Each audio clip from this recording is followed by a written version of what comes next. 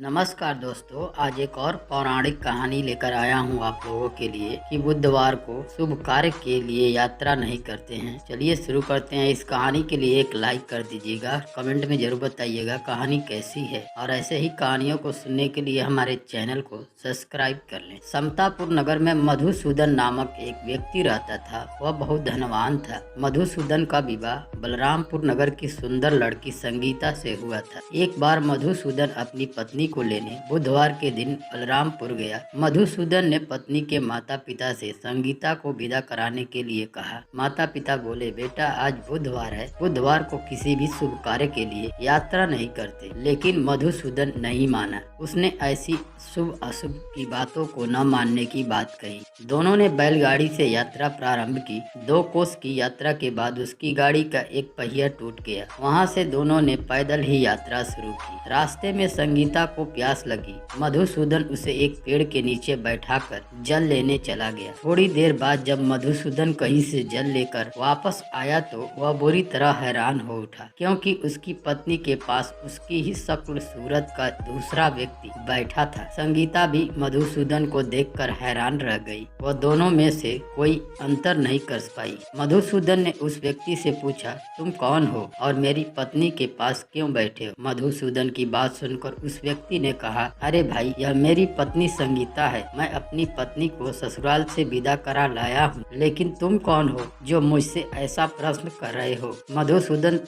मधुसूदन ने कहा, तुम जरूर कोई चोर या ठग हो। यह मेरी पत्नी संगीता है। मैं इसे पेड़ के नीचे बैठाकर जल लेने गया था। इस पर उस व्यक्ति ने कहा, अरे भाई, झूठ तो तुम बोल रहे हो। संगीता को प्यास लगने पर जल लेने तो मैं गया था। मैंने तो जल लाकर अपनी पत्नी को पिला भी दिया है। अब तुम चुपचाप यहाँ से चलते बनो, नहीं तो किसी सिपाही को बुलाकर तुम्हें पकड़वा दूंगा। दोनों एक दूसरे से लड़ने लगे। उन्हें लड़ते देख बहुत से लोग वहाँ एकत्र हो गए। नगर के कुछ सिपाही भी वहाँ आ गए। सिपाही उन दोनों को पकड़कर राजा के पास ले गए। सारी कहानी सुनकर राजा भी कोई निर्णय नहीं कर पाया। संगीता भी उस दोनों में से अपने वास्तविक पति को नहीं पहचान पा रही थी। राजा ने दोनों को कारागार में डाल देने के लिए कहा। राजा के फैसले पर असली मधुसूदन भयभीत हो उठा। तभी आकाशवाणी हुई, मधुसूदन, तूने संगीता के माता पिता की बात नहीं मानी और बुधवार के दिन अपनी ससुराल से प्रस्थान किया। यह सब भगवान बुद्धदेव के प्रकोप से